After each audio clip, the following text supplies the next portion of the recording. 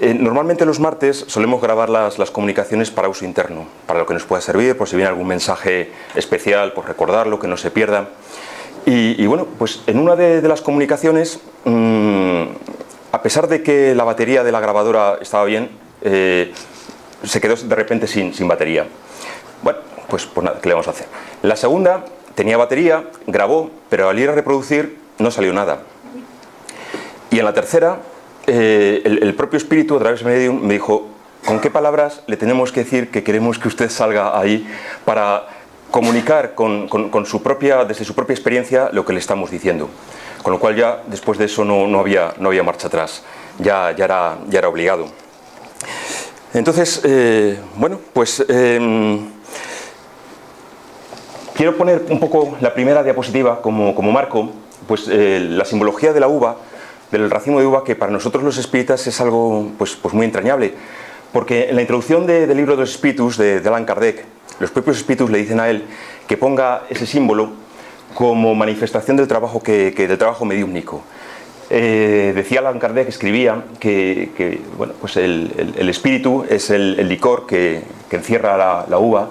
La propia uva es de una forma misteriosa la unión del cuerpo y del espíritu, y todo ello aderezado con el trabajo del viñador, que no puede faltar, diciendo siempre que el trabajo es fundamental. Nada se nos va a dar por ciencia infusa, y entonces hay que currárselo, hay que trabajar.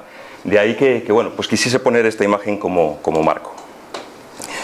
Aunque ya lo ha adelantado Juan Miguel, y antes de nada, antes de acometer ya lo que es el cuerpo de la conferencia, pues os quisiese hacer un breve resumen de cómo trabajamos los martes en la mesa mediúnica. En esta asociación normalmente trabajamos de dos en dos, un medium y un adoctrinador. Medium es el que recibe al espíritu, incorpora al espíritu. Puede haber otro tipo de mediunidad, pero la más frecuente en la época actual es la mediunidad de incorporación. El medium incorpora al espíritu y habla el mensaje que éste nos quiere transmitir. Adoctrinador es una palabra un poco fuera de uso y a mí personalmente no me gusta, pero bueno, viene en la literatura espírita de corte brasileño y lo utilizamos habitualmente. En realidad nosotros no adoctrinamos, no imponemos una doctrina. Me gusta más la palabra acompañante, tertuliano, bueno, hablador o acompañante, está bien. Y bueno, pues es lo que hacemos. Entonces el adoctrinador lo que hace es bueno, dialogar, ver qué le pasa al espíritu, si tiene algún problema, o recibir el mensaje si se trata de un espíritu superior elevado, pues recibirlo, preguntarle, solicitar aclaraciones, bueno, pues trabajar. El adoctrinador también debe ser medium, no medium de incorporación como los medium propiamente dicho, sino medium de intuición. Es decir, debe recibir pues precisamente eso que no se sabe de dónde sale, porque uno no está tan preparado para tener ese tipo de conversaciones y sin embargo las tiene, con lo cual hay que achacarlo a la intuición. Y bien, pues tres comunicaciones mediúmnicas. Resulta que un martes, pues un espíritu, yo creo que superior, me habló de bondad, del bien. En un martes consecutivo, a continuación, otro me habló de belleza, del arte.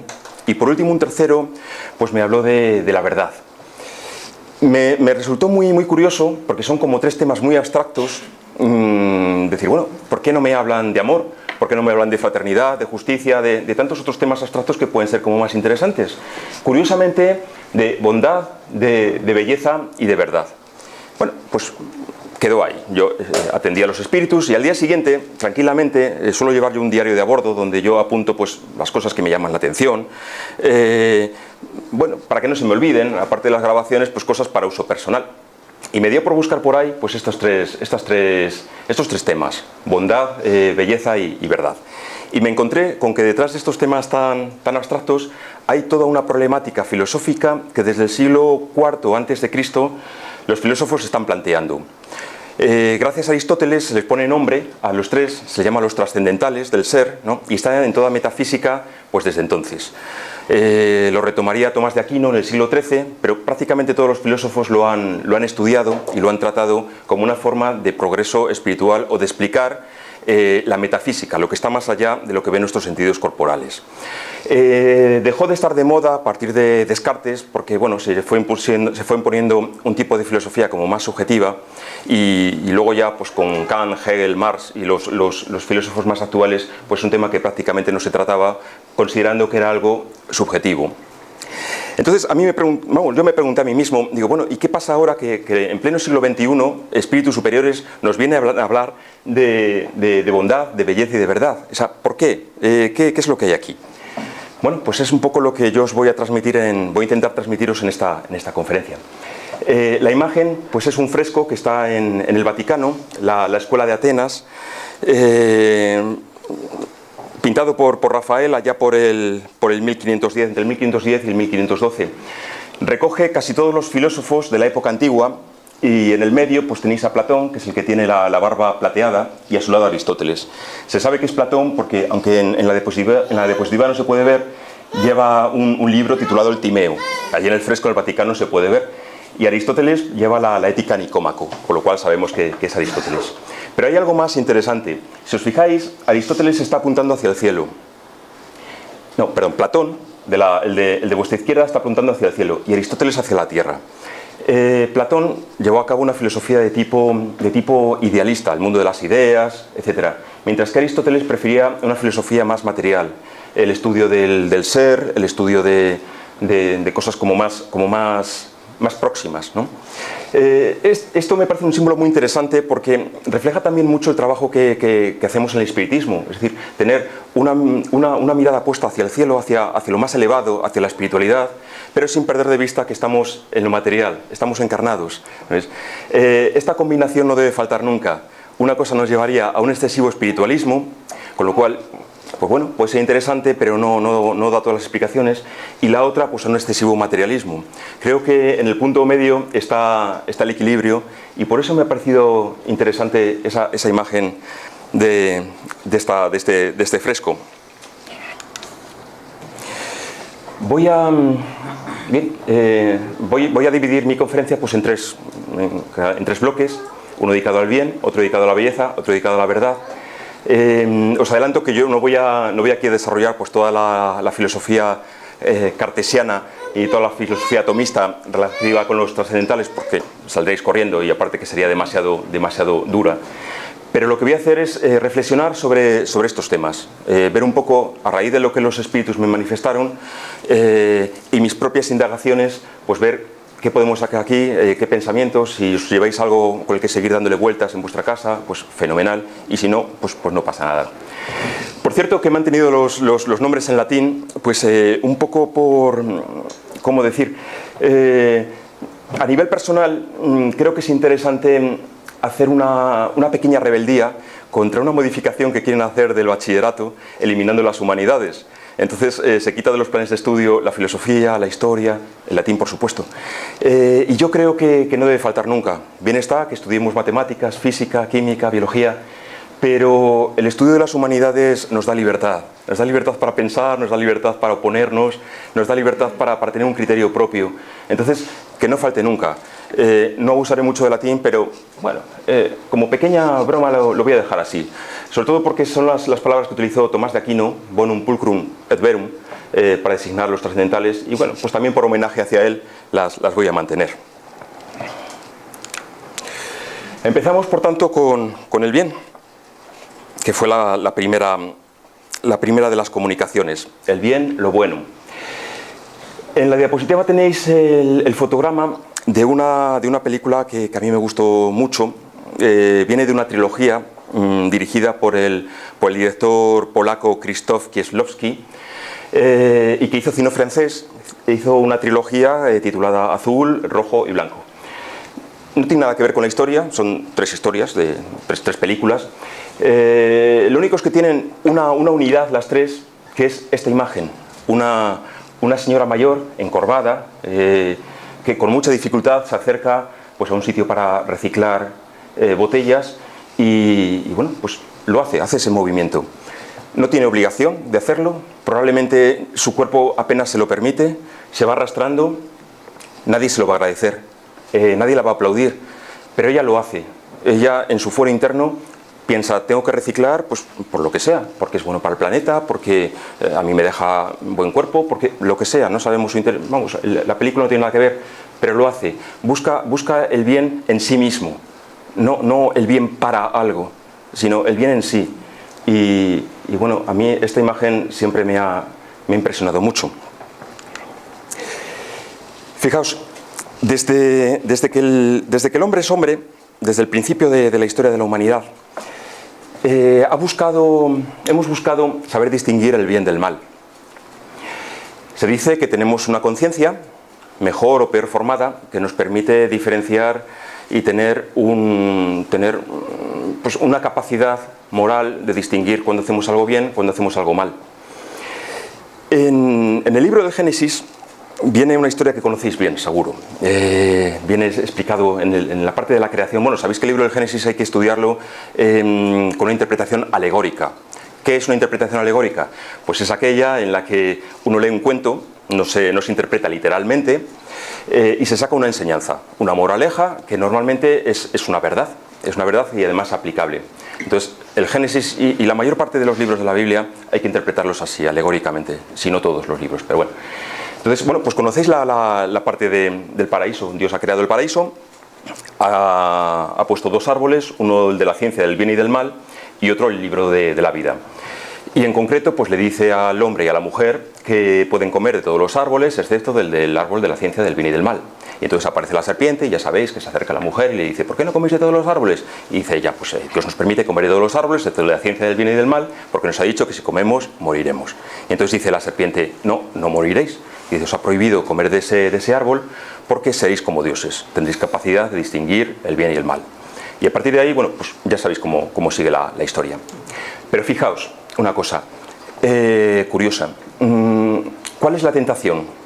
La tentación, no se aparece la tentación, la serpiente no se aparece diciéndole a Eva, vas a tener un collar de perlas, un abrigo, un vestido bonito, un traje chaqueta de Chanel, un tío impresionante porque este Adán pues no te sirve ya. O sea, no va por ahí la tentación, sino que es muy sutil la tentación, el conocimiento del bien y del mal porque seréis como dioses. Entonces, ¿qué es el conocimiento? Para que tanto nos atraiga, para que tanto tiempo le tengamos que dedicar, para que a veces tanto nos frustre. Es una pregunta que quiero dejar por ahí, un poco colgada, luego le daremos respuesta. Sobre todo porque conocimiento y sabiduría no es lo mismo. A nosotros los espíritus nos están diciendo continuamente, no confundáis conocimiento con sabiduría. Uno se puede pasar la vida buscando un conocimiento, leyendo libros, yendo a conferencias, los espíritas, los rosacruces, no sé qué, los masones, tal. Pero si ese conocimiento no transforma su vida para bien, se queda en una búsqueda que nos puede fatigar.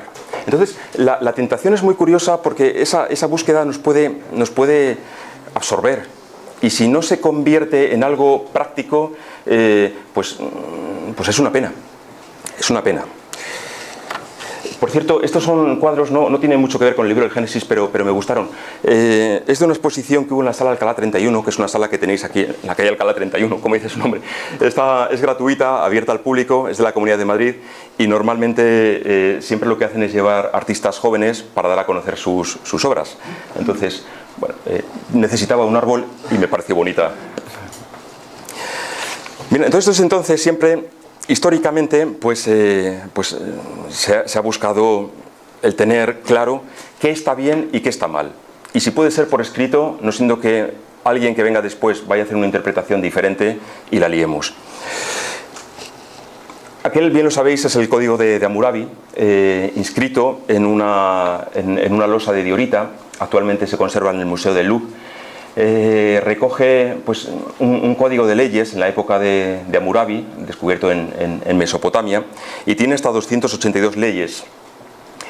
No fue el primero de los códigos, al parecer hubo otro código en la ciudad de Ur, del siglo XXI a.C. El código de Hammurabi se dice que es de 1750 a.C., o sea, poneros la época de Cristo y echad 18 siglos hacia atrás, pues esa es la época en la que se hizo la compilación de leyes. Bueno, pues bien sean en estos códigos o bien sea leyes de tipo religioso, como puede ser la Torá, o leyes de los hombres, siempre ya ha habido como una necesidad de poner por escrito qué está bien y qué está mal. ¿Qué motivo hay para esta esta recopilación? Pues decir que hay leyes que son tan esenciales, tan importantes, que ni siquiera los reyes las pueden modificar. Y ese es el origen de la estela de Hammurabi. Es algo que debía estar permanente, se ponía normalmente en medio de las plazas de los pueblos, indicando, para que todo el mundo lo supiese, la publicidad, leyes que había de cumplirse. Este tipo de leyes, lo mismo que las que están en la Torá, se basan en la justicia conocida como la ley del talión, el ojo por ojo y diente por diente. Es decir, si tú me la haces, tú me la pagas. Es lo que se entiende. Claro, esto lleva a un sentido de justicia, pero nos podemos preguntar, ¿lo justo siempre es bueno? O al revés, ¿lo bueno es siempre justo?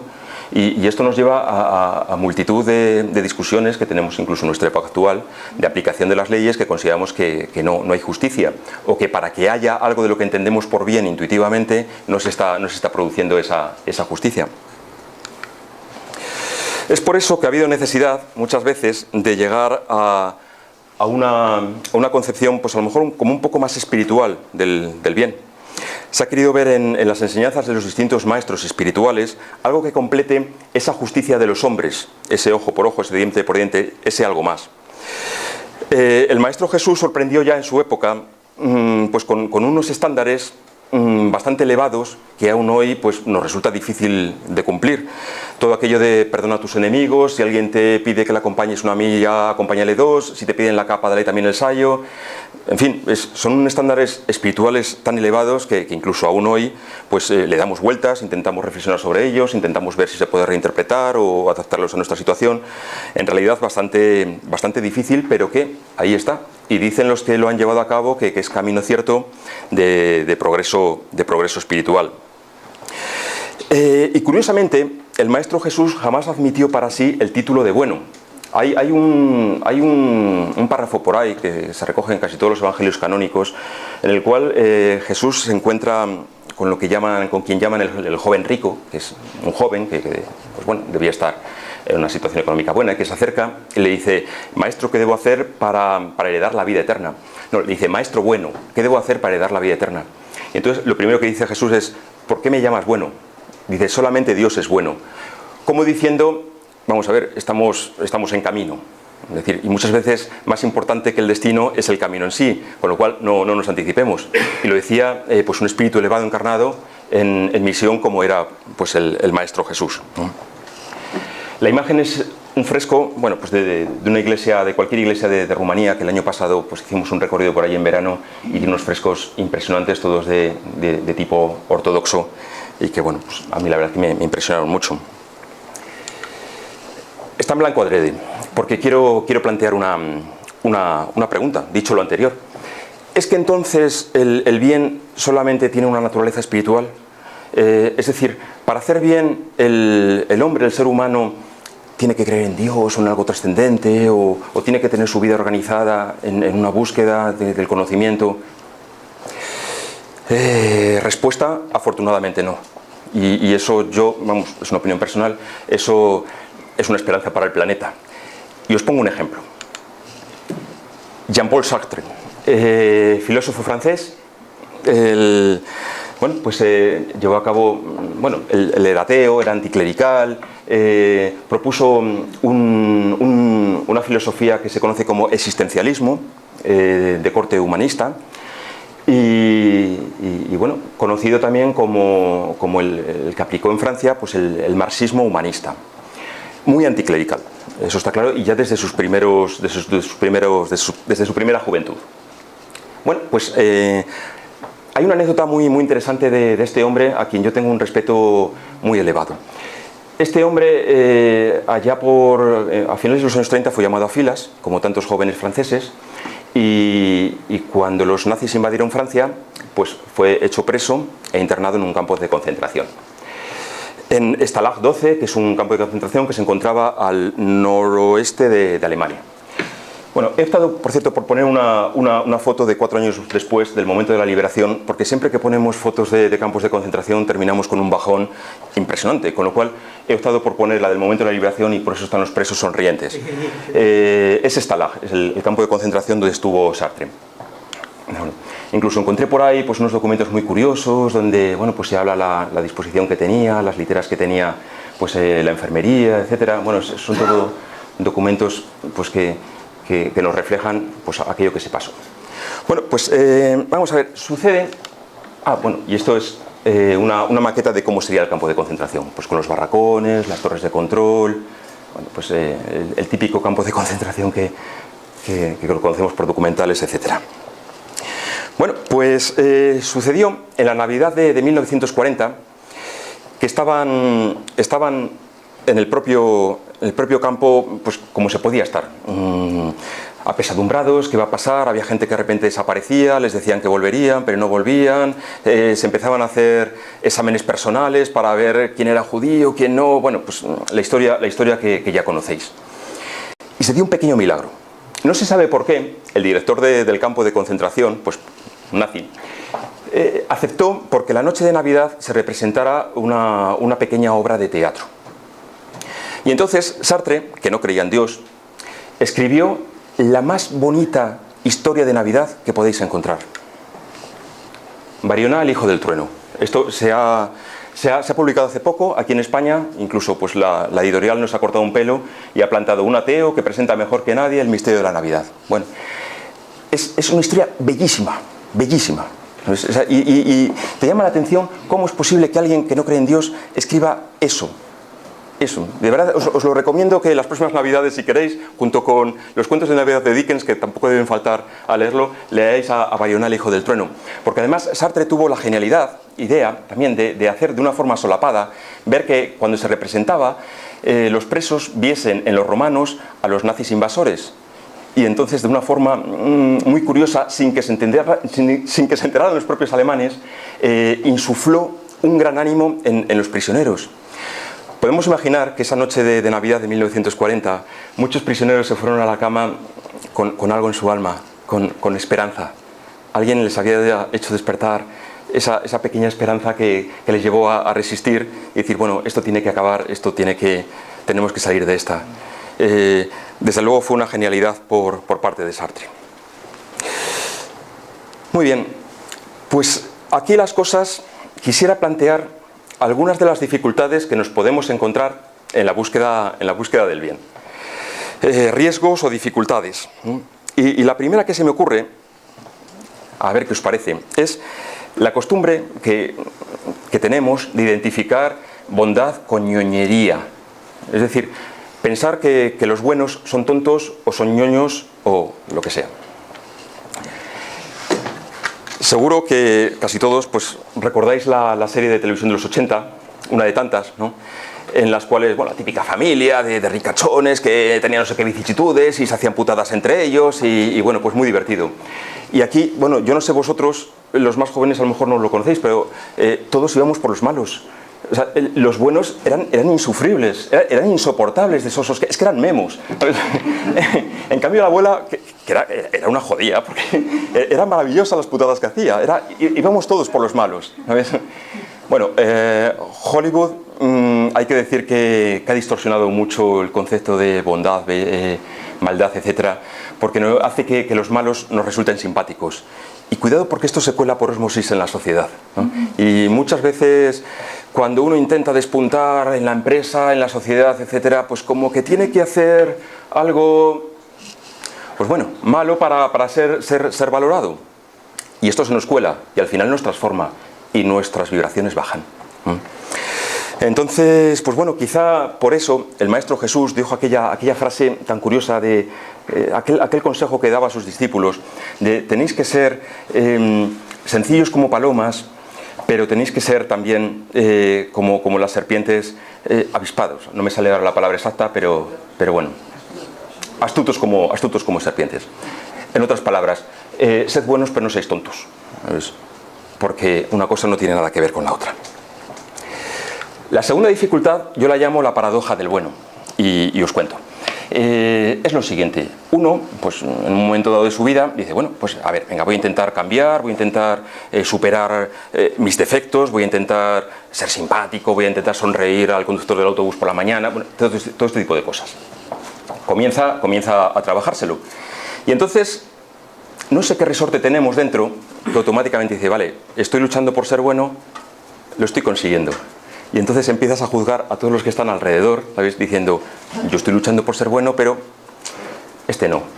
Se empieza a juzgar y curiosamente se deja de ser bueno. Por esa maldita costumbre que tenemos de juzgar a los demás, de no darnos cuenta que el camino espiritual, sea el que sea, es un camino personal. Y los demás, pues oye, cada uno sabéis que hacemos lo que podemos, ¿sabes? Pero en el momento en el que hacemos eso, pues caemos en la hipocresía. Si recordáis, la mayor parte de las palabras más duras que todos los maestros espirituales han pronunciado, entre ellos pues Jesús, es contra los hipócritas, ¿no? Mirad, en la imagen muestra las ruinas del monasterio de Port-Royal, un monasterio benedictino situado en el sur de París. Este monasterio era famoso por muchas cosas, bueno, entre otras, bueno, se había erigido allá por el siglo XII y estaba compuesto por un grupo de monjitas que, bueno, pues estaban allí muy bien y todo eso.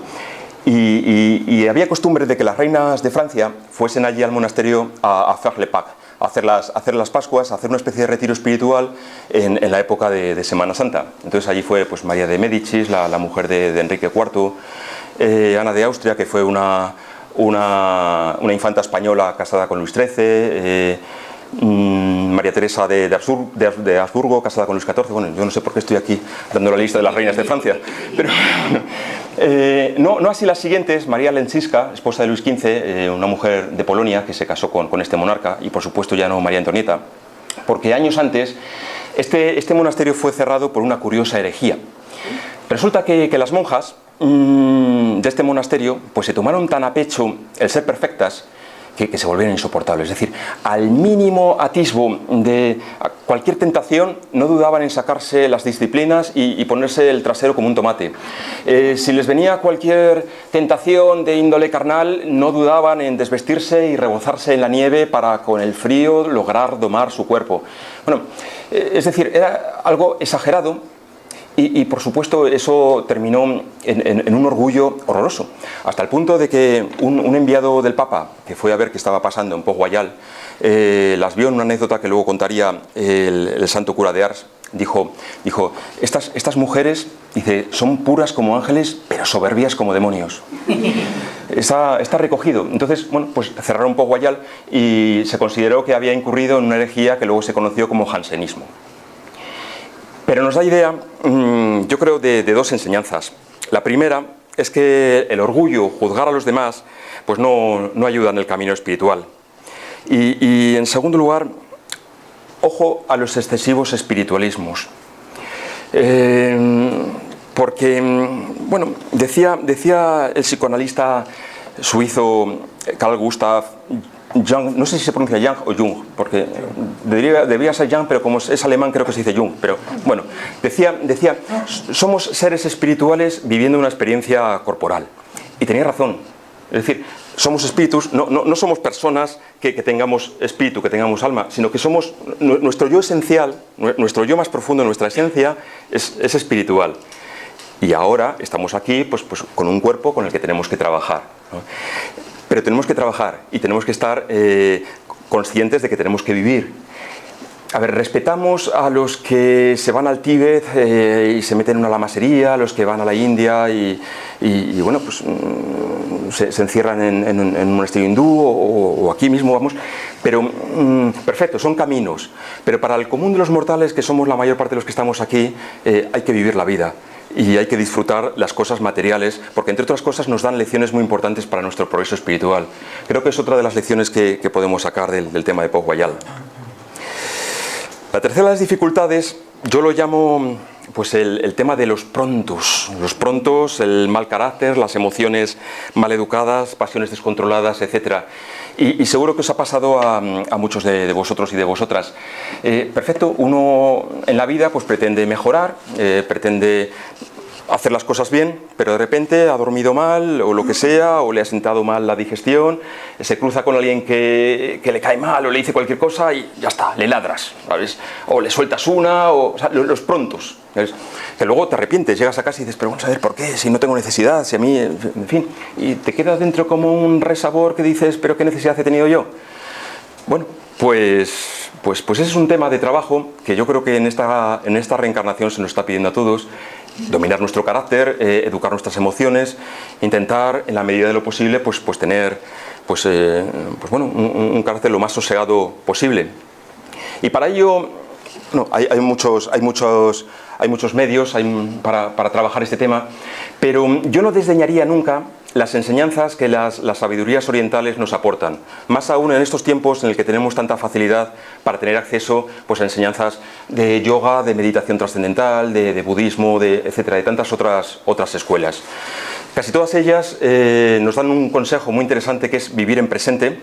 Es decir, conseguir que nuestra cabeza no esté continuamente rememorando el pasado, cosas que han sucedido, o que la imaginación se vaya a posibles futuros, porque eso no nos ayuda, nos mete dentro del cuerpo pues, unos nervios que hace que no estemos tranquilos y que saltemos. Bueno, de todas las escuelas, un poco por afinidad, yo he puesto aquí los 5 principios de Reiki. Juanma y yo hace algún tiempo nos iniciamos en Gendai Reiki-O, que es de los linajes de Reiki pues el más espiritual, no es el que está propiamente orientado a la sanación, sino más bien al trabajo espiritual, que es en definitiva pues lo que estábamos buscando. Entonces, los trabajadores de Reiki todos los días pues hacen esta oración, que la he dejado así en japonés, en honor a Mikao Usui, que fue quien desarrolló, fue un espíritu muy elevado, probablemente también en misión, que desarrolló pues el Reiki. Y bueno, lo he dejado en japonés también por rebeldía hacia el bachillerato, que hace que las humanidades, etcétera, etcétera, ¿no? Entonces, bueno, pues aquí vienen los 5 principios, que es una cosa como muy sencilla, y empiezan tan solo por hoy. Dice, no te enojes, no te preocupes, sé agradecido, trabaja diligentemente y sé amable con todos los demás. Es como muy sencillo, pero si uno se para a pensarlo, tiene su complejidad. Pero a mí, sin embargo, a efectos prácticos me sirve mucho, porque que yo lea en el Evangelio, ama a tu prójimo como a ti mismo. Hombre, pues bien, es muy bonito, pero cuando yo subo en el autobús, ¿qué queréis que os diga? Yo no amo al conductor, no le odio, entendedme, pero no le amo, ¿sabes? En cambio, que me digan, sé amable con el conductor del autobús, lo entiendo y soy amable con el conductor, y a veces soy demasiado amable porque a veces me paso, pero soy amable y creo que genero como una vibración a mi alrededor que bueno, pues es alegre y ayuda. Bueno, es un ejemplo de tantos otros. Hay miles de escuelas, unas orientales y otras occidentales. Tampoco podemos echar atrás pues, tantas escuelas, pues bueno, desde la cábala hasta meditaciones de todo tipo, cristianas, incluso precolombinas en América, chamánicas. Da igual, hay muchas escuelas. Lo importante es que elijáis la que elijáis, pues la utilicéis, que os sirva, y cuando os deje utilizar, pues busquéis otra. Lo de siempre, el camino, ¿no? Un consejo común a todas esas dificultades que estaba comentando, y es la confianza en la intuición, que también salió un poco antes. Esta es la imagen de la primera edición del Libro de los Espíritus de Allan Kardec, y aquel es el mausoleo en el que él está en París. Y quisiera leer textualmente la pregunta 75 del Libro de los Espíritus, que le preguntan, mejor dicho, pregunta él, dice: ¿es exacto decir que las facultades instintivas disminuyen a medida que crecen las facultades intelectuales? Es una pregunta compleja, no le deis más vueltas. Sin embargo, quiero que os fijéis en la respuesta de los espíritus que se recogió en el Libro de los Espíritus. Dice: no, el instinto existe siempre, pero el hombre lo descuida. El instinto puede también conducir al bien. Casi siempre nos guía y a veces lo hace con más seguridad que la razón.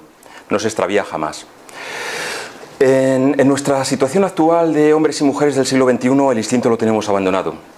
Antes, al parecer, por instinto, pues sabían dónde había que erigirse un templo, dónde había un cruce de caminos donde la energía podía fluir. Se tenía ese instinto que hemos perdido, pero nos dicen que lo podemos recuperar. No voy a entrarme en esto porque sería muy largo y me iría bastante del tema de la conferencia, pero quiero que os quedéis con esa idea. El instinto, cuidadlo y trabajadlo. Y hay un indicio de que estamos en el camino del bien. Este indicio es la preocupación sincera por los demás. Y os cuento dos cosas. En relación con la imagen que tenéis a la izquierda, es el ábside, ¿sabéis? El ábside, la parte curva que hay al fondo de las iglesias. El ábside de la iglesia de la Transfiguración en el monte Tabor en Israel. La imagen es bien conocida, la escena del Evangelio en el que están Pedro, Santiago y Juan con Jesús. Jesús les acaba de decir que en breve va a ir a Jerusalén y le van a crucificar. Entonces ellos se desaniman muchísimo, se vienen abajo, porque claro, qué faena, es su amigo, no sé qué, han vivido mucho. Pues se quedarían como nos quedaríamos todos si nos dice un amigo, oye, que voy a partir, ¿no? Entonces, bueno, pues Jesús, por animarle, les lleva al monte Tabor y se transfigura. En algo que yo diría que hay una mediunidad impresionante, porque hay dos apariciones. Por un lado aparece Moisés, que tenéis a la izquierda con las tablas de la ley, y aparece también Elías. Entonces, y se está muy bien. Se está tan bien, bueno, pues como cuando pasamos al cuarto de pases a recibir energía, que estamos dentro también, que decimos, nos podíamos quedar aquí todo el día, porque hay una vibración tan maravillosa que decimos, pues está bien, ¿no? Entonces se conoce que ahí en el Monte Tabor se estaba muy bien. Y Pedro, que es el que está a la izquierda, que por cierto, no sé por qué lo han representado en plan machote, con el pecho al aire, pues dice Pedro, maestro, qué bien se está aquí, hagamos 3 tiendas, una para ti, otra para Moisés y otra para Elías. Fijaos, hagamos 3 tiendas. Él no habla de sí mismo, él se olvida de sí mismo. Se olvida de Juan, se olvida de Santiago. Juan es el que está aquí, luego vendrán escritores americanos y dirán que sí, María Magdalena estaba porque parece una mujer. No, Juan es que era un adolescente, por eso no tenía barba.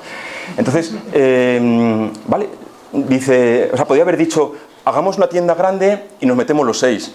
O hagamos 6 tiendas y estamos cómodamente y ya está. Bueno, hay ya todas las combinaciones que queráis, pero no. Dice, hagamos 3 tiendas, una para ti, para Jesús, otra para Moisés y otra para Elías.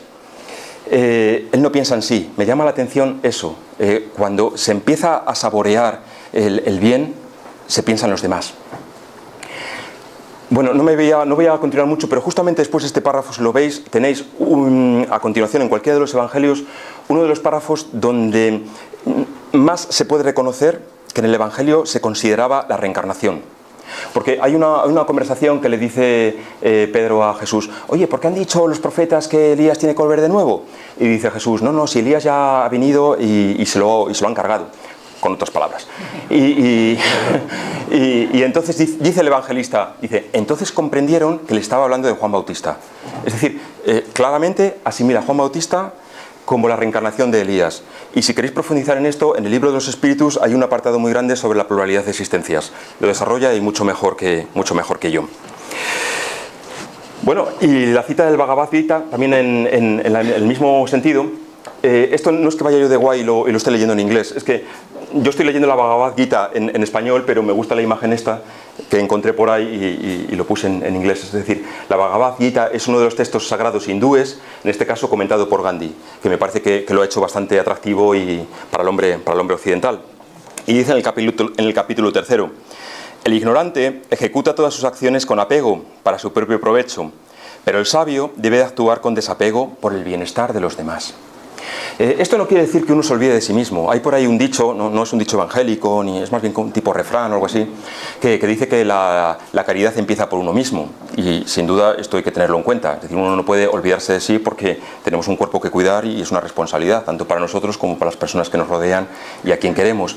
Pero lo que no quiere decir es que tengamos un excesivo apego a nuestro ego, sino que tengamos un punto de referencia en los demás. Por último, aquí va un latinazo que os dejo de Tomás de Aquino. Decía, ens et bonum convertuntur. ¿Qué quiere decir? Literalmente, el ente y el bien se convierten. ¿Qué es el ente para todos los filósofos? El ente es lo mismo que el ser por excelencia. ¿Y quién tiene el ser con todas las facultades? ¿Quién es la causa primera? ¿Quién es el primer principio? ¿Quién es el primer clifot en la cábala? Bueno, lo llamamos Dios. Por eso decimos, en última instancia, desde la filosofía, que Dios es bueno. Y tiene una bondad que se nos pide imitar en la medida que queramos buscar un progreso espiritual hacia arriba. No voy a hablar de la imagen porque se me va el tiempo. Y paso a la segunda de las comunicaciones. Pulcrum. La belleza, el arte, lo bello. El fotograma está cogido de una de mis películas favoritas, Hamam, el baño turco, una película del director turco-italiano Ferzan Özpetek, que ha hecho mucho cine italiano. Y este director se caracteriza en todas sus películas por dos cosas. Primera, por una búsqueda de la estética. Cuida mucho los detalles. Bueno, aquí es fácil porque, bueno, pues pone Estambul con Santa Sofía y demás. Esto de por sí pues es una maravilla. Pone de espaldas a la actriz italiana Francesca Daloia, que es maravillosa también. No es que sea una belleza al uso o al canon, pero tiene una personalidad impresionante. También cuida pues detalles como pueden ser pues bueno, desde las tomas hasta decoración de interiores, exteriores. Bueno, pues cuida mucho la estética. Y la segunda característica de todas sus películas es que nunca falta una mesa compartida, una cena entre amigos, una comida familiar, un grupo de personas que se reúnen, brindan, comen. ¿Qué nos quiere decir con esto desde mi punto de vista? Pues bueno, dos cosas. Primero, que hay algo espiritual en la belleza. La belleza no es algo meramente físico, sino que trasciende.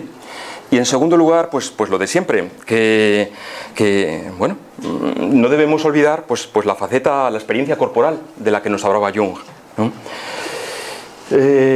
Por eso creo que es interesante este director y toda su obra, por este equilibrio que, si os estáis dando cuenta, viene desde el principio, desde que hablábamos de Platón y Aristóteles. Pues bien, ¿qué es la belleza?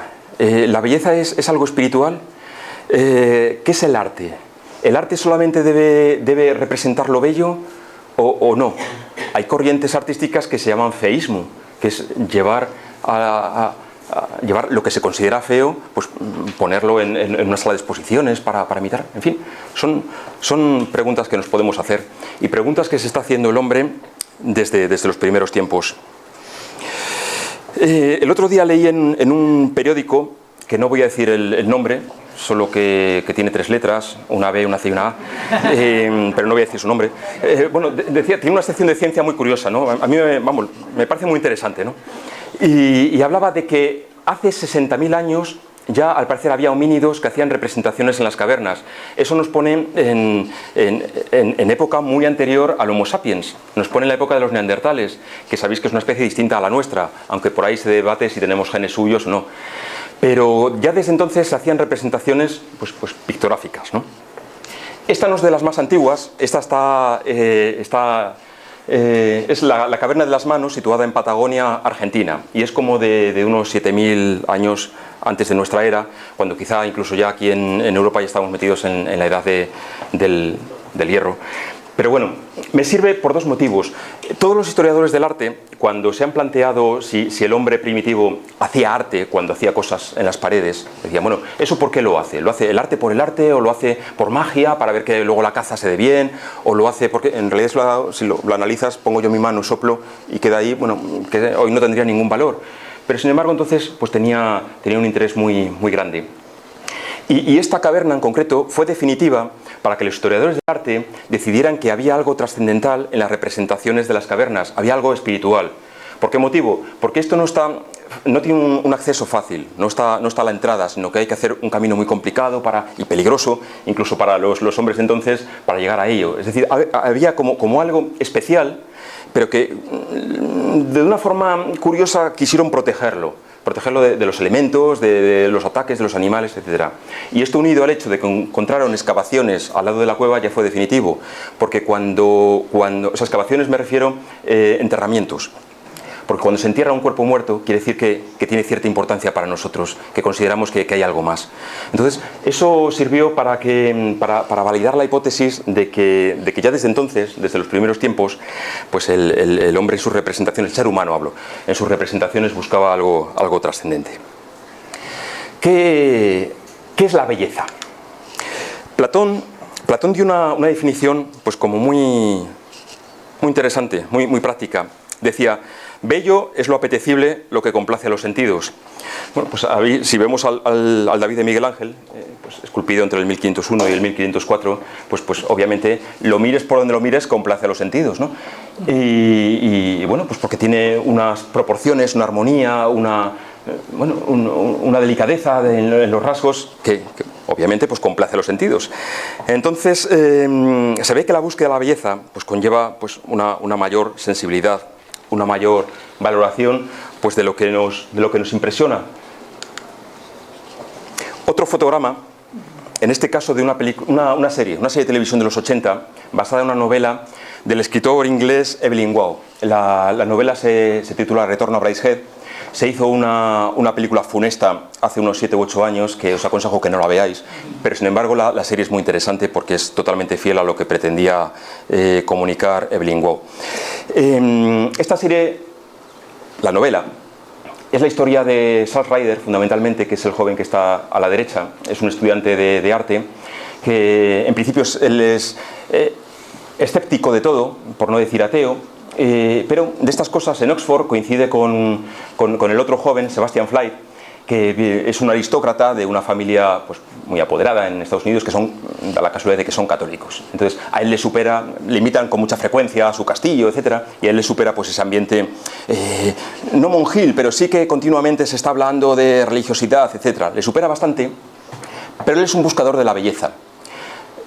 No es un esteta propiamente, es decir, no hace de la belleza un dios, pero sí busca y se plantea y lee y investiga, posteriormente se hace artista, se hace pintor, hasta que en un momento dado, al final de la novela, se produce la conversión. Hay quienes dicen que es un reflejo de la conversión de Evelyn Waugh al cristianismo, pero en realidad, si lo buscáis, es una conversión a la espiritualidad, es decir, a considerar que hay algo más que la mera materia y que contemplando lo que es bello, pues como que hay algo que por dentro se remueve, ¿no? Hay una frase que he copiado que dice Sebastian Flyte en un momento dado, dice: ¿puede alguien sentir el mismo tipo de emoción ante una mariposa o una flor que el que se siente ante una catedral? Y se responde a sí mismo, dice: sí, yo lo siento, dando a entender pues que efectivamente esa sensibilidad, ese gusanillo que nos atraviesa la espalda a veces ante algo bello, pues es que nuestro espíritu se está removiendo. El caminante sobre el mar de nubes, de Friedrich, 1818. Poneos en su lugar. Podéis sentir hasta vértigo. Si os ponéis en lugar del hombre, sentís el frío, sentís, bueno, pesadumbre, no se sabe. Desde luego transmite mucho, porque tenemos sensibilidad. Os cuento ¿cómo voy de tiempo? Os cuento una anécdota breve. Trabajando con un espíritu, en este caso un espíritu necesitado. La medium era Marilia, que creo que está por allí, y se presentó un espíritu frívolo, de los que en el libro de los espíritus se cataloga como espíritu frívolo. En vida había sido pues, una señorita de bien y se había preocupado únicamente pues, de sí misma, de estar guapa, de gustar, de ir a las fiestas, todas estas cosas, ¿no? Y entonces estaba atrapada, falleció, y estaba atrapada pues en sí misma, es decir, no podía ver más allá de sí. Por supuesto, yo cuando empecé a trabajar con ella ni siquiera sabía que se había muerto, con lo cual el papelón era tremendo, porque lo más complicado es decirle a veces a un espíritu que no sabe pues que su cuerpo está muerto, porque se ríe de ti y dices tururú, dice demuéstramelo y a ver cómo se lo demuestras. Y bueno, pues por supuesto no había forma de hablarle de Dios porque se enfadaba. Si un espíritu no ha creído en Dios o lo ha tenido como una cosa, pues cuando muere su cuerpo, pues no le hables de Dios porque se te pone una mala leche que aguántale tú. Y no había forma de hablarle de bondad porque ella no había tenido bondad en su vida, ni de verdad.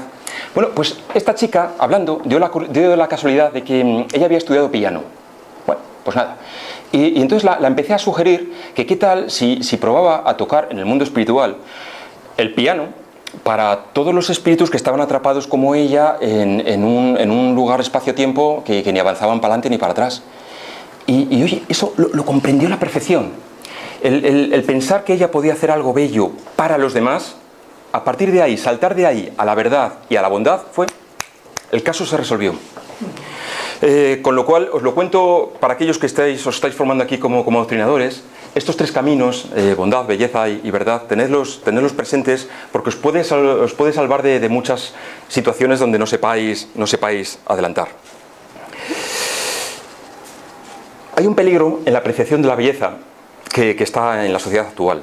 Y ese peligro es que la belleza, lo bello, es fácilmente manipulable y usable para fines comerciales, marketing, etc. Por ello, nos insisten que para ser guapo tenemos que ser jóvenes, tenemos que vestir a la moda, tenemos que comportarnos de una determinada manera, tenemos que someternos a los cruentos arañazos de una operación, a lo mejor para arreglar nuestro rostro, no sé qué. Bueno, toda esta serie de cosas. Que bueno, que cada uno haga lo que le dé la gana, porque lo de siempre, el camino es individual y por supuesto que cada uno haga lo que quiera. Pero yo lo que me opongo y a lo que os animo a que os opongáis es a que nos cuelen a que tenemos que estar uniformados y ser de una forma que nos diga pues, las grandes corporaciones o a saber, ¿no? Me he pasado... Vale, esta es la que quería. Se trata de unas fotos que fueron ganadoras en un certamen de fotografía. Son fotos de un fotógrafo turco que se llama Bakçelis Fragiadakis. Y si os dais cuenta, en todos los certámenes de fotografía siempre salen ganadoras fotos sobre personas mayores. ¿Por qué? Bueno, contempladlo. No son los cánones de belleza a lo mejor que nos puede imponer Hollywood, pero si veis a esta mujer, ¿qué os transmite? Una vida de trabajo, de preocupaciones, tal vez haya sobrevivido a sus hijos, que dicen que es lo más duro que le puede pasar a una madre, a lo mejor carencias, tal vez haya pasado hambre en su juventud, qué sé yo, no lo sabemos, pero cualquiera de ellos, de verdad, hay belleza, en estos rostros hay belleza.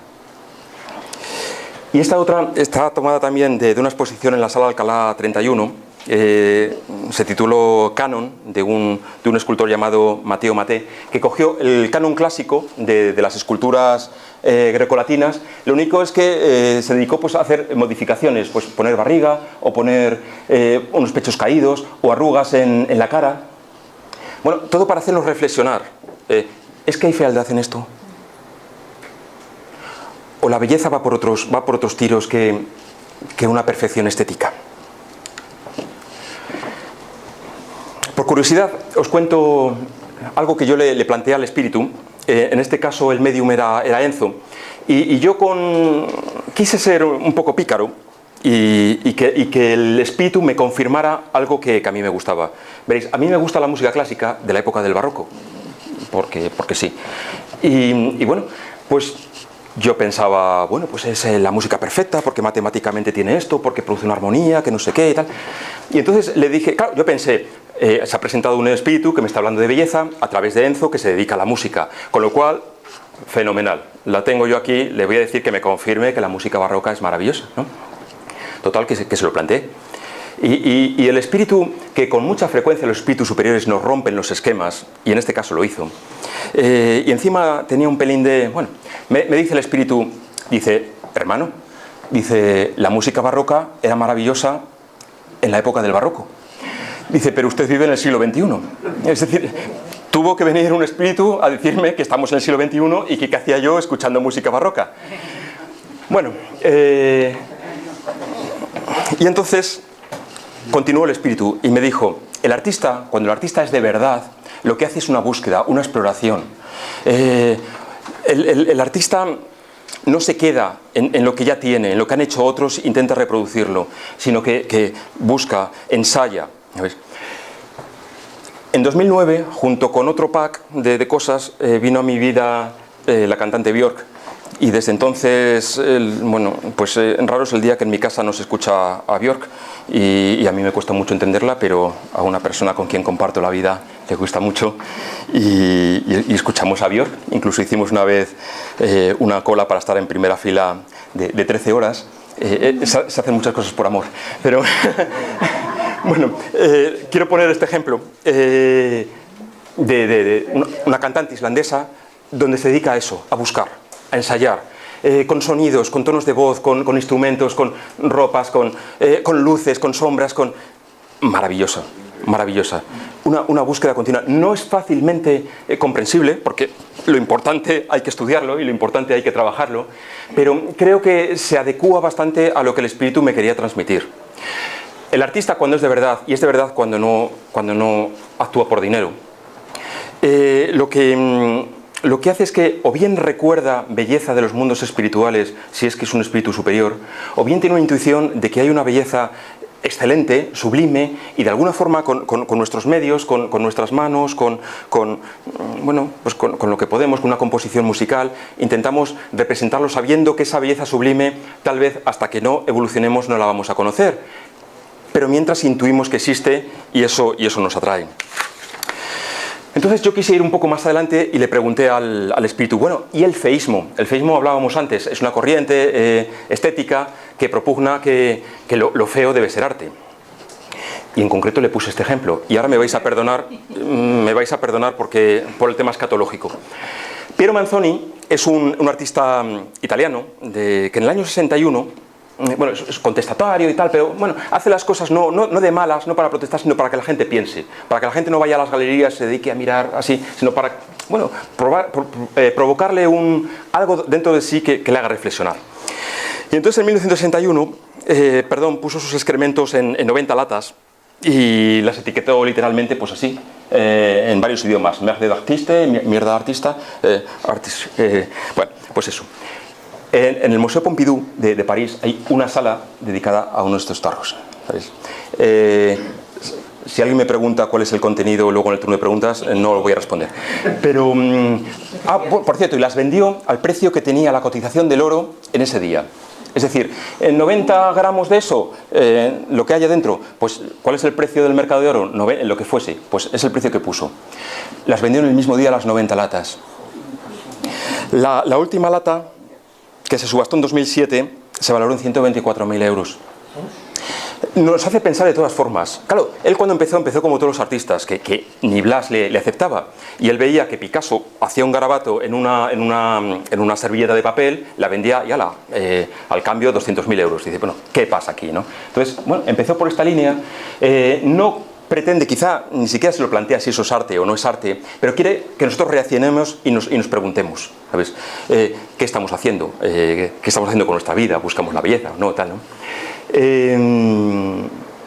Bueno, lo dejo ahí.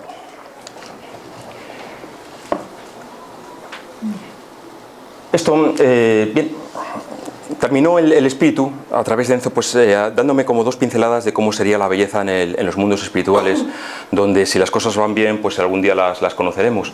Entonces, bueno, cuando Pablo dice por ahí, no sé si en los Hechos de los Apóstoles, que en relación con el cielo ni ojo vio, ni oído oyó, pues probablemente estaba intuyendo cosas así. La belleza en los mundos espirituales va a ser excelente. Nosotros aquí tenemos unas limitaciones. Creo que nuestros ojos pueden ver a partir de 3 fotones en adelante, podemos distinguir una serie de colores, o nuestros oídos creo que llegan hasta 12 decibelios, porque ya a partir de ahí llegan los ultrasonidos, que los animales los pueden escuchar, pero nosotros no. Bueno, imaginaos una vez que no tengamos, no estemos sometidos a estos límites de nuestros sentidos, cómo serán los coros. Es decir, cuando se dice alegóricamente los coros angélicos, probablemente nos quieran decir algo tan sublime que aquí pues no lo podremos ni imaginar. Llego a la tercera parte de la conferencia, en este caso pues para hablar por fin de la verdad, del verum. Empiezo como siempre con un fotograma de otra de mis películas favoritas, In the Mood for Love, que se ha traducido al castellano como Deseando Amar, del director chino Kong Kar-wai. Se estrenó allá por el año 2000 y fue pues muy premiada por la crítica, y muestra la historia de dos personas que se encuentran, se atraen, pero sin embargo no llegan a estar juntas, porque en la vida de cada uno de ellos hay una mentira. No es una gran mentira, probablemente sea una mentirijilla o una cosa más bien de tipo social. Está ambientada en un Hong Kong maravilloso de los años 50. Entonces, por culpa de esa mentira, no hay una aproximación total que podría haber dado lugar a un gran amor. Entonces, bueno, pues ¿qué es la verdad? ¿Qué es la verdad que tanta importancia puede tener en nuestra vida? Esta pregunta la hizo Pilatos en el juicio que hizo a Jesús. De esto, que es un hecho además histórico, que no solamente está en los evangelios, sino que también historiadores como Flavio Josefo en las antigüedades judías, Tácito, Suetonio, Plinio el Joven, han recogido pues que en esa época hubo en Jerusalén un juicio a un líder espiritual bastante conflictivo, del cual se encargó Pilatos. Pilatos era un funcionario romano que estaba de muy mala leche por haber sido destinado a Palestina, porque era pues lo peor del imperio, y entonces era lanzaba como preguntas geniales y todos le escuchaban y yo, oh, ha dicho que es la verdad, fijaos y tal, Pilato se plantea que es la verdad, qué maravilloso y tal. Bueno, iba en ese plan, era una persona como muy superficial. Y nos dicen los textos sagrados que Jesús calla. El mismo Jesús que en el Monte de los Olivos pues, había hablado a las muchedumbres, donde continuamente había animado, había desarrollado pues bueno, todo lo que es la nueva noticia, pues frente a Pilates calla. Quizás sea porque ante lo superficial Jesús no tiene nada que decir. Quizá es que lo superficial es una barrera para la espiritualidad. ¿Qué es la verdad? 3 siglos y medio antes, Aristóteles había dado una de las definiciones de verdad más exactas con que contamos todavía. Había dicho Aristóteles que la verdad es adequatio rei et intellectus. Bueno, él lo dijo en griego. Lo que pasa es que esa definición la recogió luego Tomás de Aquino, que está enterrado aquí en los Jacobinos de Toulouse, que es una iglesia maravillosa hecha con ladrillo, que es la especialidad de esta iglesia, ¿no? Entonces, la definición es adecuación de nuestro intelecto y la realidad. ¿Esto qué quiere decir? Que si yo adecuo mi mente a la realidad, estoy en la verdad. Por tanto, si yo no adecuo mi mente a la realidad, estoy en la mentira. Y realidad no es únicamente lo material, también existen realidades espirituales, con lo cual tenemos que adecuar nuestra mente a la realidad, sea material o sea espiritual, para estar en la verdad. ¿Y qué quiere decir esta definición? Adequatio rei et intellectus. Pues quiere decir que la verdad está ahí fuera, como continuamente nos recuerdan nuestros queridísimos compañeros de serie Mulder y Scully en Expediente X, ¿no? La verdad está ahí fuera y hay que buscarla. Esto supone que nosotros no construimos la verdad, nuestra mente no construye la verdad está ahí fuera y nos la tenemos que currar. Fijaos, hay una anécdota, ¿sabéis? Goebbels era el ministro de propaganda del Tercer Reich, soltó una frase lapidatoria, y lo peor es que dura todavía, Dijo Goebbels que una mentira contada el suficientemente número de veces se convertía en verdad. Bueno, esto si lo analizas se te pone la carne de gallina, sobre todo porque hay asesores presidenciales de grandes potencias, bueno, y también de pequeñas potencias que eso lo llevan a rajatabla. Repiten y al final se expande y bueno, pues una mentira se convierte en una verdad. Eso es tremendo. En la comunicación que tuve, pues en este caso con el espíritu que manifestó pues todo el tema de la verdad, me trasladó que en el mundo espiritual están muy preocupados por la situación de la verdad en la actualidad en nuestro mundo. No hace falta que nos lo diga un espíritu, lo sabemos. Mienten los políticos, mienten las empresas, mienten las grandes corporaciones, mentimos nosotros. La mentirijilla social está así, ¿sabes? Oye, ¿vienes al cine? No, que tengo que llamar a mi abuelita. Y luego no, ¿sabes? Que no te apetece. Pues joder, pues no me apetece. Y ya está. Más que nada porque las mentirijillas también, sobre todo las sociales, pero todas en general, nos provocan una bajada impresionante de nuestro patrón vibracional. Y por ósmosis del resto del patrón de las vibraciones del planeta. Y eso es tremendo, porque con la mentira se evita que el planeta evolucione. Entonces hace falta una gran, perdón por la expresión porque no me gusta un pelo, hace falta una cruzada de verdad, de una verdad radical, porque si no evolucionamos. Hay una serie fantástica que me gusta mucho, que es American Horror Story, que bueno, pues la están echando por ahí, está en la 7ª temporada, se llama Cult, ¿no? Esta serie lo que hace es recoger aquellas cosas que a lo largo de la corta vida de los Estados Unidos ha provocado miedo en su población. Entonces pues tiene pues una temporada dedicada a brujas, otro pues a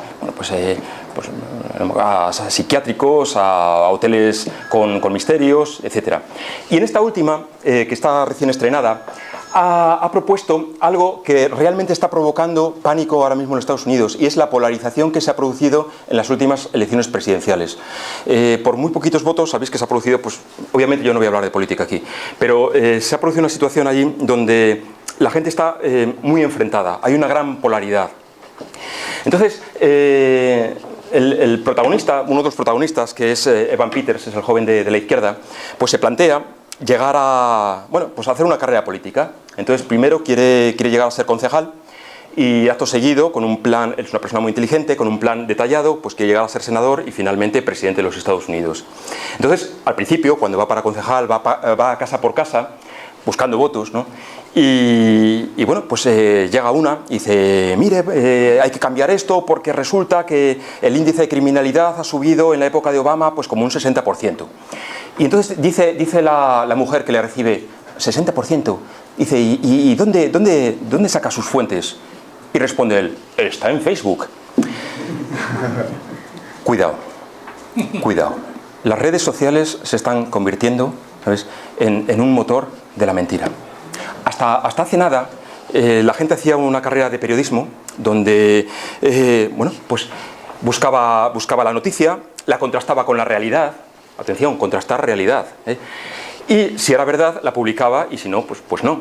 Pero ahora mismo todos nos hemos convertido en periodistas, todos. Tenemos cuentas sociales y nos llega algo que nos gusta, que es chispetear, y acto seguido lo compartimos con todo el mundo sin pararnos a ver si es verdad o si es mentira. Esto es un gran problema.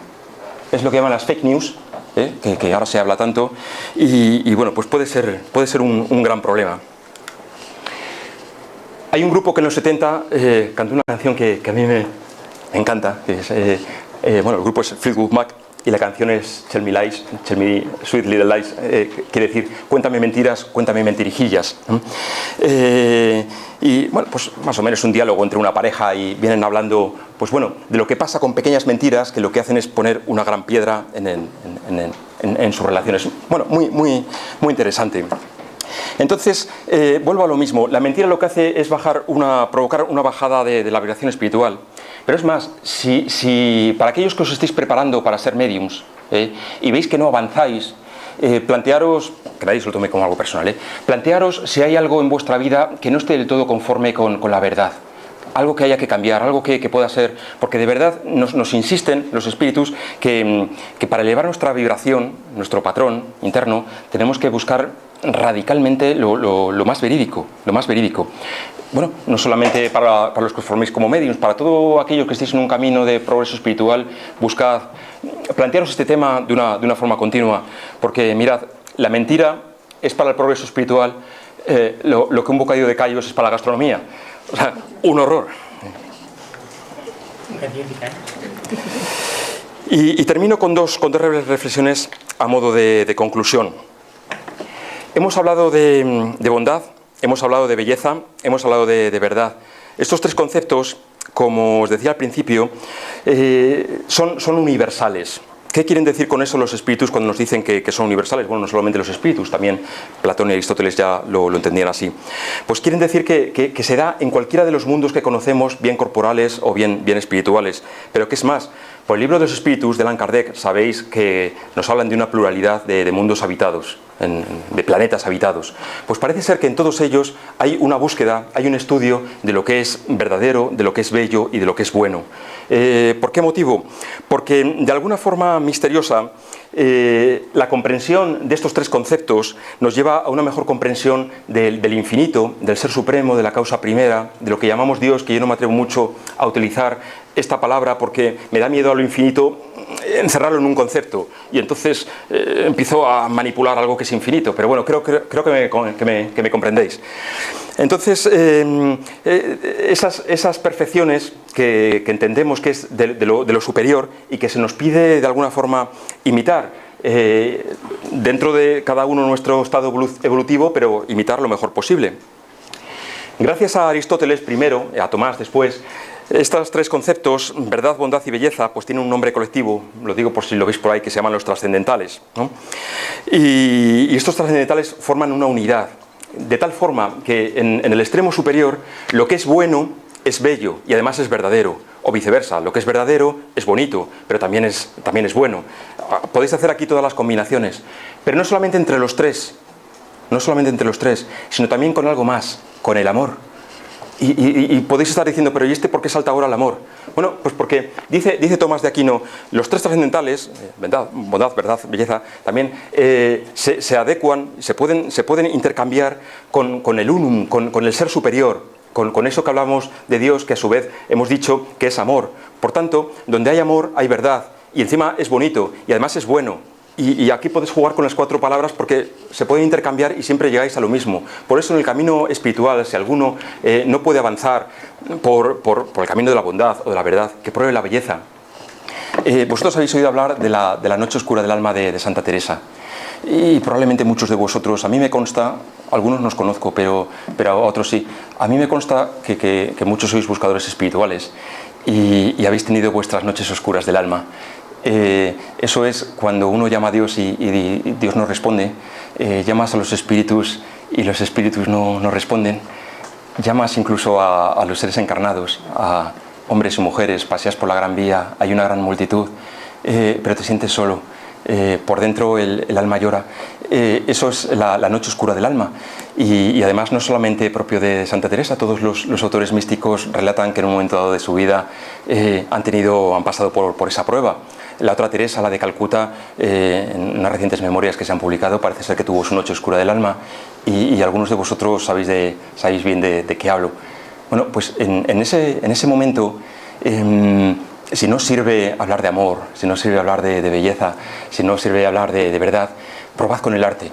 Es una tontería, pero de verdad, id a salas de arte, id a museos, escuchad música, id al teatro, pintad, haced una poesía, leed, os vais a sentir acompañados y en última instancia vais a ver que por dentro os eleváis, os crecéis.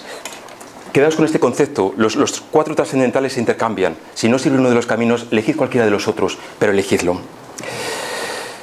Por eso, el amor tiene una simbología muy curiosa en forma de cruz que os voy a transmitir. Se dice que la cruz es el símbolo del cristianismo porque allí es donde falleció el Señor. Pero sin embargo, también sabéis, por muchas conferencias que se han dado aquí, que la cruz es un símbolo precristiano. Está en todas las culturas y tiene además un contenido simbólico muy importante. Sabéis además que los primeros cristianos rechazaban utilizar la cruz porque les parecía algo feo, parecía algo, lo rechazaban, ¿no? Bueno, pues ¿cuál es el significado simbólico de la cruz? Pues bueno, la cruz, por supuesto, está formado por dos líneas, una horizontal y otra vertical. La horizontal, pues es la corriente, el flujo de energía que viene de arriba a abajo. Es el amor de Dios, si queréis, o el amor que uno eleva hacia lo más alto. Por eso en Reiki decimos la energía más pura del universo que recibimos y transmitimos. O por ejemplo, los judíos piadosos, sabéis que todos los días rezan el Shema Israel. Shema Israel, Adonai, Alejanu, Adonai, Ahad. Escucha Israel, el Señor tu Dios es único Dios y amarás al Señor tu Dios con todo tu corazón, con todas tus fuerzas, con todo tu pensamiento. ¿Vale? Eso sería la línea vertical. ¿Y cuál es la horizontal? Pues por supuesto, la línea horizontal es el amor que se nos pide que nosotros pues, compartamos pues, con todos nuestros iguales. Es el Maestro Jesús y otros tantos maestros espirituales que vienen a continuación y dicen, perfecto, pero amarás al prójimo como a ti mismo. Y si me apretáis y si me apuráis, estoy a punto de terminar, de las dos corrientes, claro, las dos unidas, pues nos da, acordaos, el hombre de Vitruvio, ¿os acordáis? ¿Vale? Pues como lo más perfecto. ¿Sabes? De las dos, ¿cuál es más importante? Me puedo equivocar y esto es meramente una opinión, pero me quedo con la horizontal. Por aquello que decía Juan, el discípulo joven del Señor, si alguno dice, yo amo a Dios, pero odia a su hermano, es un mentiroso. Porque el que no ama a su hermano, a quien puede ver, ¿cómo puede amar a Dios a quien no puede ver? Bueno, pues si Juan dice eso, yo poco más puedo añadir. Sino daros las gracias por vuestra paciencia, disculparme por mis lapsus y mi voz temblorosa. Y bueno.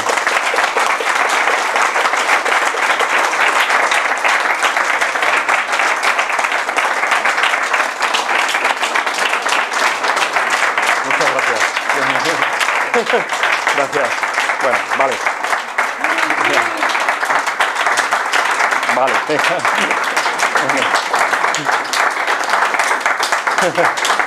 Bueno, venga, ya. Ya está bien, muchas gracias. Bueno, cualquier comentario, no tienen por qué ser preguntas, pueden ser, bueno, vuestras opiniones o... Por favor, Rodrigo. Sí, bueno, pues venga. Sí. Es que yo estoy muy disgustado. Ahí va, pues nada, pues volveré a repetirlo. Sí. Estoy muy disgustado porque me da la impresión de que nos has engañado. Sí, es verdad. Porque no puedo concebir que des una conferencia como la que has dado siendo la primera de tu vida. Por lo tanto, algo hay de mentira por algún lado. Bueno, mentiras. Vamos a ver, está... Bueno, más aparte no era bueno. Bueno, gracias. Magistral. Bueno,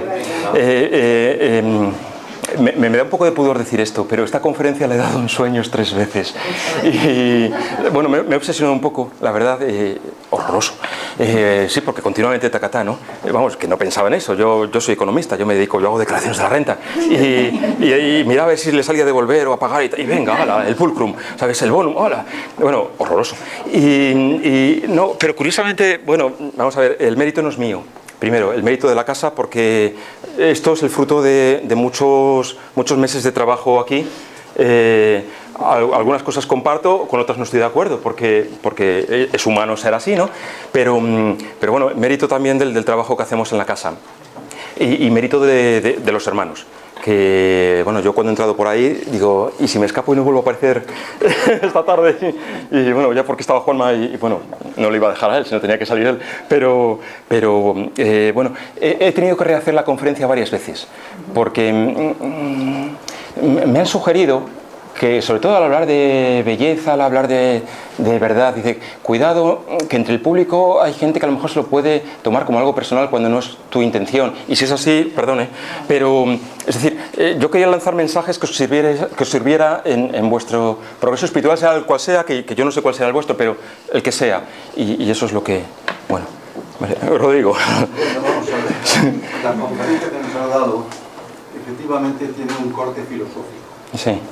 Claro, hay muy poco tiempo para discutir o... Sí, me he visto con problemas. Aclarar todos los conceptos. Sí. Yo me voy a quedar con el concepto de la belleza. Sí. Para empezar, el concepto de la belleza es completamente subjetivo en todas las personas. Lo que a uno le puede parecer muy feo, al otro no le puede parecer tan feo. O sea que el concepto de la belleza no es estático, sino que se mueve en función de cómo uno lo vive adentro. Entonces, yo opino,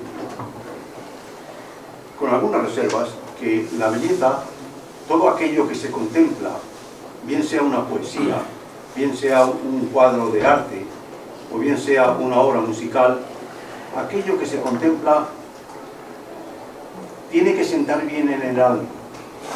Todo aquello que sienta bien en el alma de cada uno, eso puede ser bello.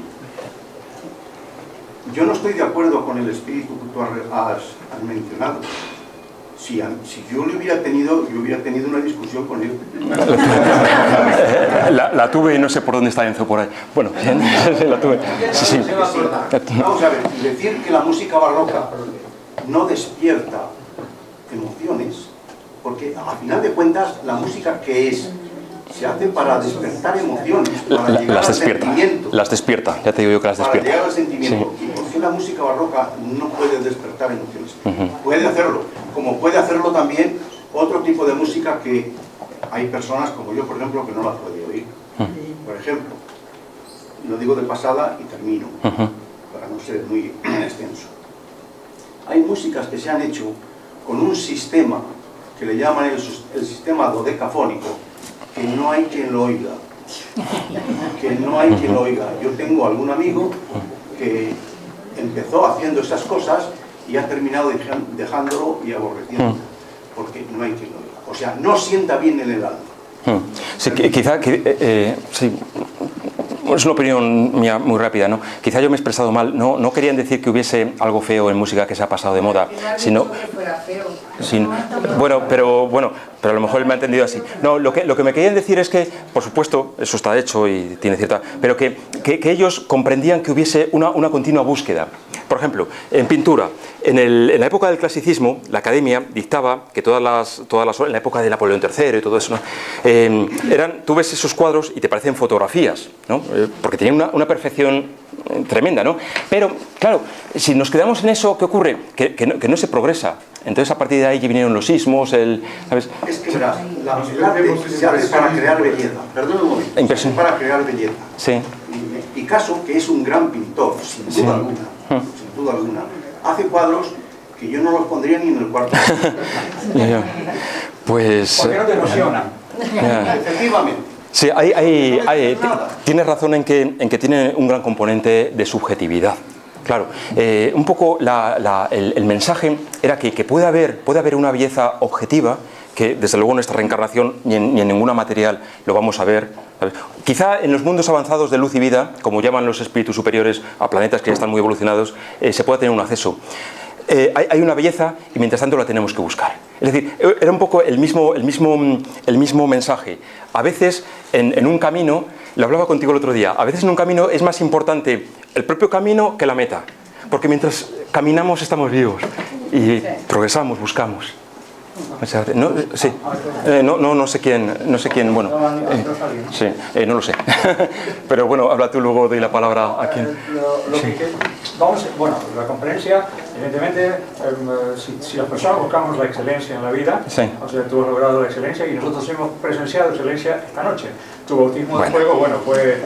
Bueno, venga, vale, otro tema, vale. Sí. Y la cuestión es esta. Tú puedes concebir, por ejemplo, me voy a quedar con el tema de la verdad, sí. el tercer tramo. Sí. ¿Tú puedes concebir una única verdad, que una verdad absoluta? Creo que la respuesta es la misma. Creo que existe una verdad absoluta, pero no sé si estamos capacitados para vislumbrarlo. Hay maestros espirituales muy elevados que probablemente lo hayan vislumbrado por intuición. Yo no me atrevería. Y si dijera que sí, si yo ahora mismo dijera hay una verdad absoluta y tienes que creer en... O sea, yo esto dejaría de ser ahora mismo esto y sería un púlpito, con perdón, sería un púlpito. No ese es el camino. Creo que puede haber una verdad absoluta, pero creo que en esta reencarnación... Ahí estoy de acuerdo contigo absolutamente, porque en este plano, el tridimensional, el dual, o sea, tú puedes tener una idea, yo tener otra, sobre el mismo hecho, y tú creer que la tuya es la verdad, y yo que la mía es la verdad. Y los dos podemos tener razón, porque tú tienes verdad de tu lado y yo de la mía. Yo siempre he pensado que en este plano, lo opuesto a la verdad no es una mentira, sino otra verdad. Es un tema bastante... Y si nos metemos en teoría de redes ya ni te cuento. Eso lo dijo Bob Dylan, además, lo de antes. Nada que añadir. Nada que añadir. Sí. Por eso hay 4 evangelios, que son 4 visiones de una misma persona. ¿Cuál evangelio sería verdadero? ¿Son los 4? No, los 4 son puntos de vista distintos. Sí. Son puntos de vista distintos. Entonces, tú lee el que quieras, mira a ver qué te despierta en tu interior. Contrasta con tu propio alma, con tus propias visiones, creencias, compara. Yo no sabría responder a esa pregunta, porque además es una pregunta experiencial. Es decir, lo mismo que a veces te preguntan, oye, ¿con cuál de los textos sagrados te quedas y tal? No lo sé, es que con todos, porque la Bhagavad Gita es una pasada. Lo que pasa es que, claro, tiene un peso cultural muy importante y muy alejado de nuestro mundo occidental, entonces hay que leerlo. Bueno, todos, yo creo que todos tienen chispazos que pueden servir. No sé si había alguna mano más. Ahí va, sí, perdón. No es una pregunta, sí. Pero quería darte la enhorabuena. No, ya basta, no. Nadie, pero he pensado muchísimo en la conferencia, muy clara, objetiva y bonita. Bueno. Y creo que has puesto 3 reflexiones muy importantes que son la base de lo que nos puede ayudar a avanzar un poquito más. Ojalá, yo con esa idea lo he hecho y ahora, no sé si hay alguna pregunta más, pero para terminar yo quiero hacer un agradecimiento muy especial a Juanma, porque es el que ha montado las diapositivas, porque si hubiesen sido las mías no habría habido belleza. Entonces, desde luego, un gran porcentaje de verdad, gracias a Juanma, que me ha ayudado muchísimo en esto. Bueno, gracias.